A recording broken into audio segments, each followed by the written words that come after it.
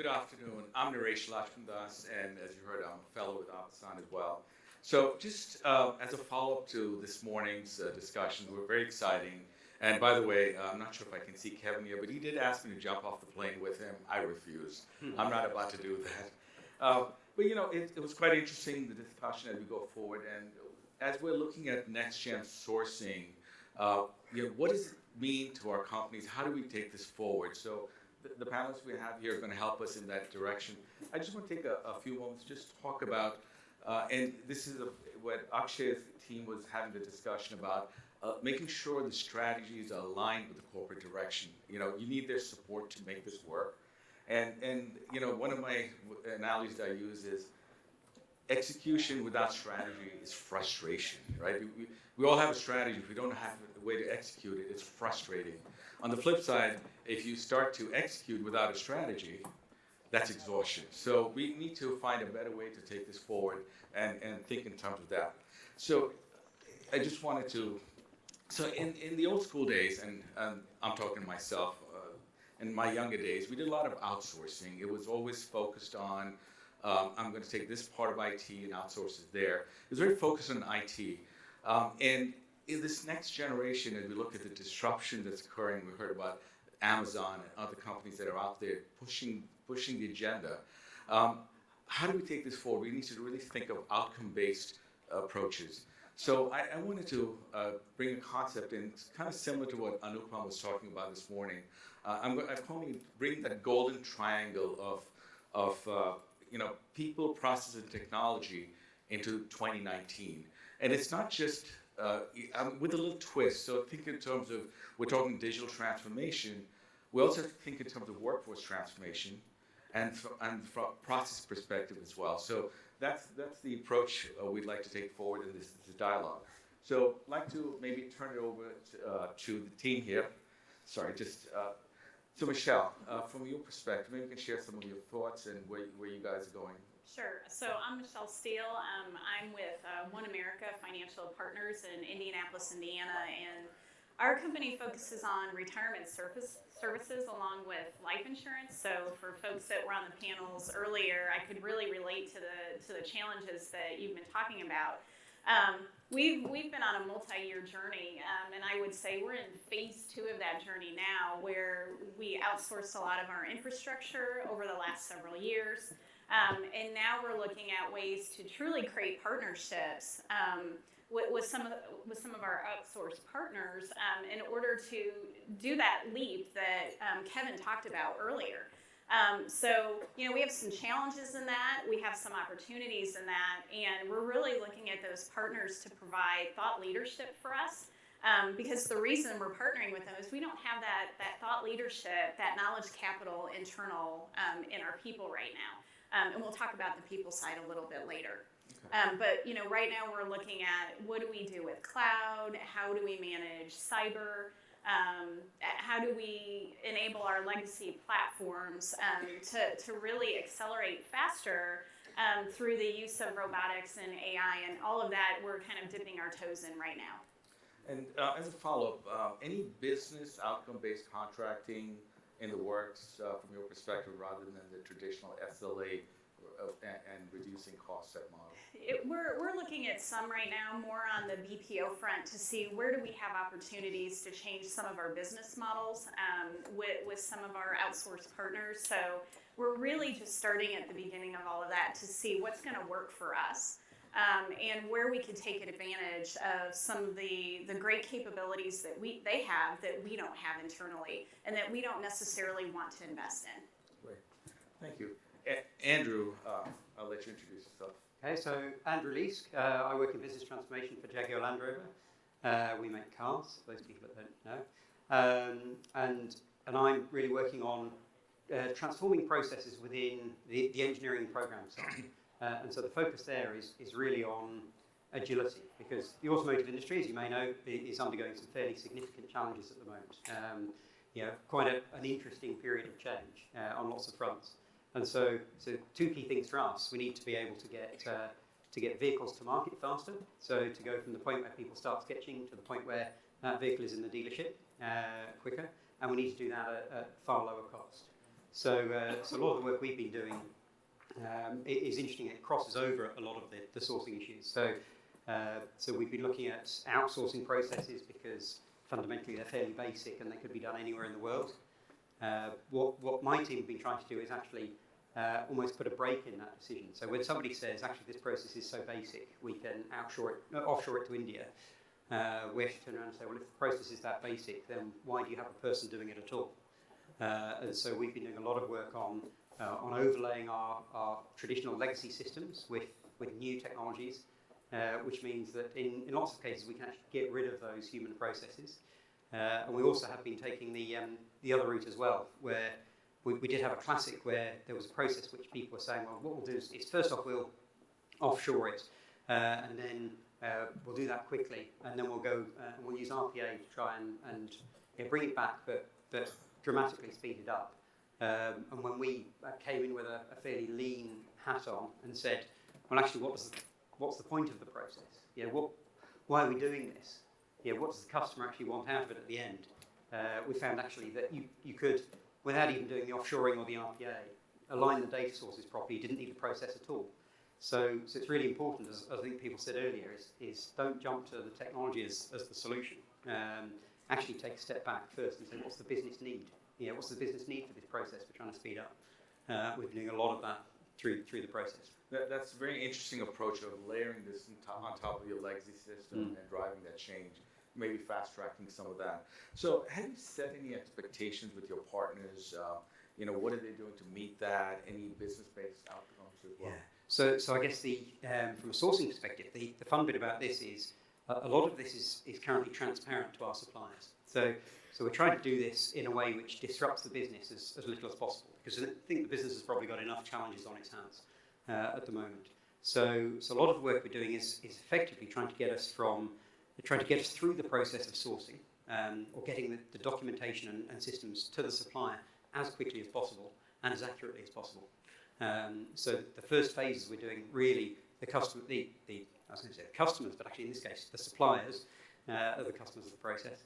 That those suppliers don't see the changes in those first phases.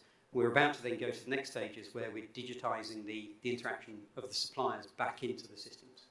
And that's brings with it a whole set of change management challenges, partly because we have a whole range of suppliers from very small to very large, and the very large ones are bigger than us, and when we turn around to them and say, we want you to supply your prices through this system in this way, they just say no. We'll keep doing it the way we've always done it, and so we do then have to use RPA and things like that to cope with their data interactions. But from a supply point of view, the early stages we're treating them fairly gently. Okay, great, thank you. Peter, you've been driving change across and shared services and outsourcing across several industry verticals for quite some time. Maybe you can share some insights on the changing dynamics on how it worked, call it in the yesteryears, where we all lived for many years, and how we operate moving forward. So, share your thoughts. Sure. I was in banking and I was a good banker. And suddenly in 2001 and 2, the revenues of equities and fixed income started drying up. And then I happened to meet a gentleman who was the founder, I think, father of outsourcing. And I did not know anything about outsourcing. So I came back and told the controller of banking, and he later on became the CFO. Then he said, we need to cut costs. And he said, you are the expert. So that's how it started, and then we thought it was a good place to start with technology. The CIO called the global CIO called the CIO of Europe. He said, you're going to do outsourcing. So his name was Charlie, and Charlie said to John, I don't know anything about this. He said, I'm going to give you an expert. His name is Peter. So that's how the journey started. But it's been a wonderful journey, meeting good people, and thanks, I've been in with Avasant and Anupam and others for a long time, but the journey started there. And that was the level 1 of outsourcing, where you did cost arbitrage with the third party. You did what you did in New York, in Americas, and you moved it to a lower cost area, you got 40%. But subsequently, we went ahead and built captives, because there was, at that time, 2004 and 5, the third parties did not have the Wall Street domain. So that was level 2, when we had strategic partners and we had our captive. And then came the level 3, and very few firms even today are in level 3, where the boundary between what is outside and inside, what is external and internal, gets blurry. So you have models based on centers of excellence.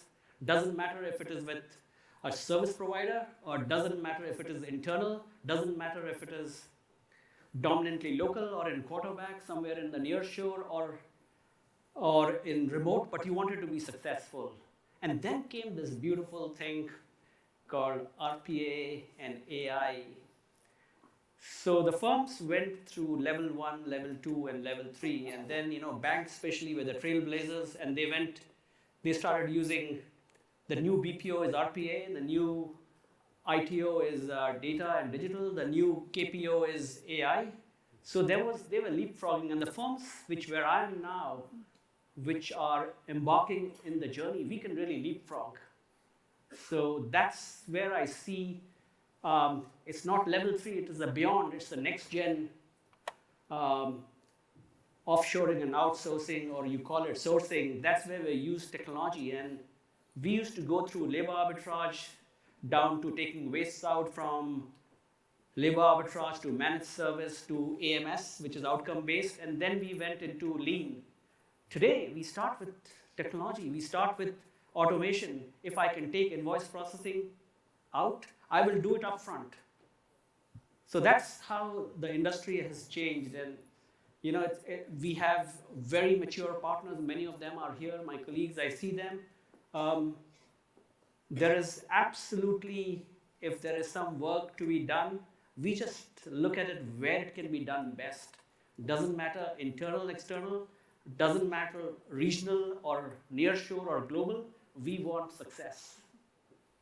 And one of the things that I will also talk to the providers that are out here, the corporate executives, saving money is important, but the big thing for corporate executives who lead this is success. They don't want to fail. Now, with these new technologies, and we heard right from in the morning several speakers, now there's alignment between what the corporate executives want, which is value and success, and what the new model provides, RPA, digital, and AI. Thank you. As we're all seeing, everybody has a different approach to driving this change, this transformation. To me, transformation, not to me, definition in Webster, I guess, is change in flight. We're taking a brick out, we're layering another brick in, and the business keeps on running. But coming back to that whole model, have you been involved with having the partners come up with creative ways to help you with this next generation of disruption? That's a challenge I think everybody's going to go face with. How do we get them to partner with us to enable that? Yeah. This morning I was in my hotel room. I woke up at 2:30. 3 o'clock was a meeting where we were discussing how to use for financial processes RPA, and we are doing it through a partner. I'm going to go back tonight and take the red eye back to New York, New Jersey. Tomorrow is the meeting. So we are absolutely leveraging. If somebody, for example, like in the banks, they said we make money for people. We are not into the software business or the outsourcing business. Let the work be done where it is done best. Today, the prerequisites for a good RPA is you've got to know the process. You've got to have experience in the process. If you don't know the process, you can't come and do RPA. So if our provider, who have been doing the process for us for 10 to 11 years or 12 years, they know the process. At the same time, their industry is transforming because their BPO has become RPO. So why not? Why not let them lead? In the process, they will guarantee us an outcome. They will guarantee us an outcome, and we will help them in the process to get started. Thank you.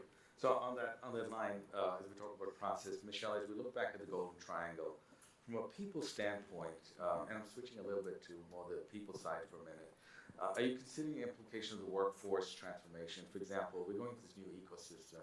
From a staffing standpoint, we have employees, we have the gig economy with I call it part-time people who want, that's how they want to operate the next generation of millennials, the post-millennials, and then contingent workers and now partners, because have to work cohesively. So your thoughts on that?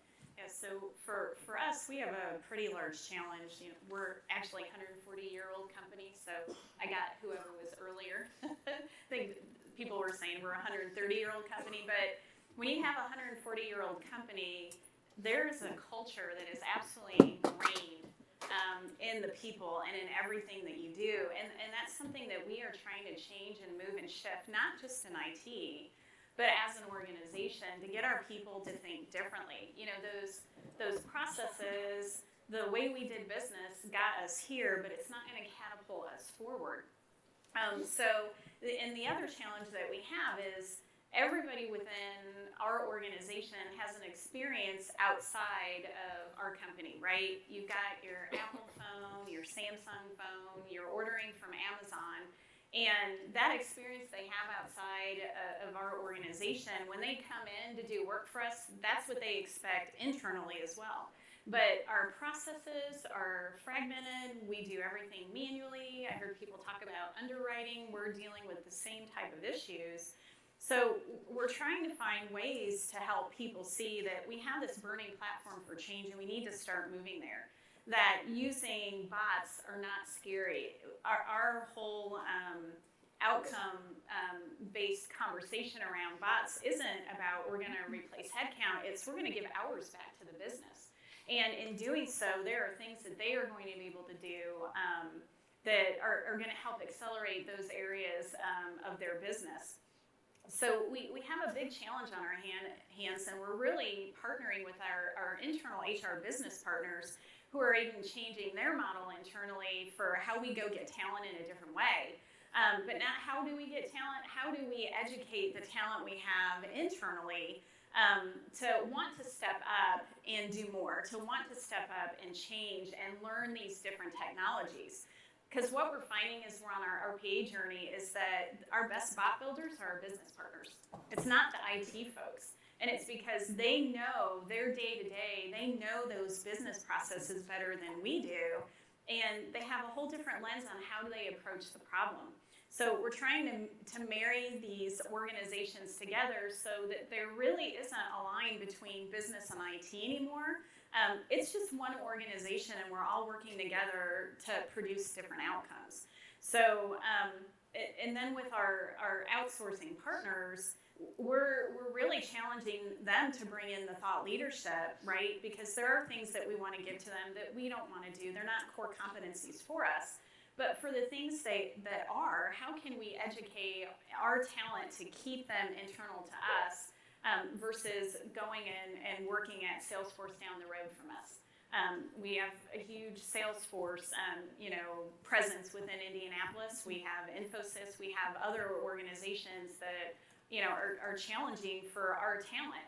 We want to keep them internal to us. So we're trying to pave that path forward and looking at it in a different way so that people feel empowered, they feel like we're growing them, but that we're also putting the work that they would see as mundane and giving those to our partners to just keep running for us.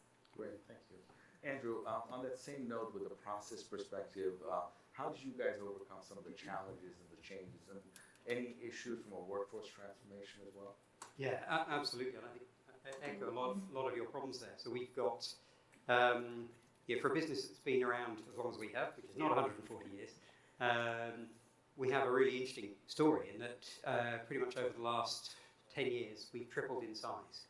And so what that brings with it is it's a really interesting cultural mix. You've got people who've been at the business 30 to 40 years and have got all the skills that come with that and all the understanding of the processes, the implicit processes, so the processes we haven't documented and therefore can't develop bots for in RPA. And then you've got a whole set of relatively young people coming in who've got all the passion, but none of the experience, and particularly none of the experience with the processes.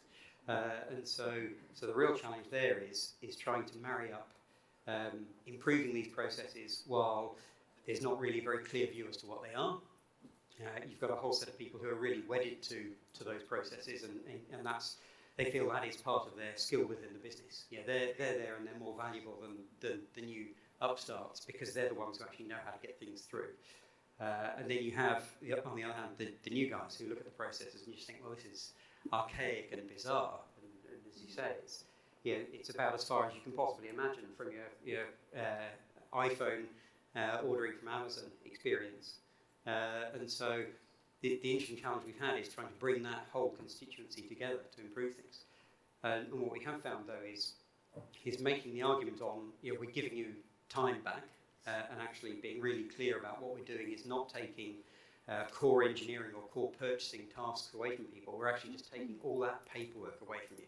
So you can actually spend the time being an engineer or spend the time being one of our purchasing buyers, and do the stuff that we employ you for, rather than doing the stuff that we could offshore or that really delivers no value to the business. And the really good thing is, in a business where it's fair to say change is quite difficult, we've had really interesting conversations with those people really embracing it, because they absolutely hate these parts of their jobs.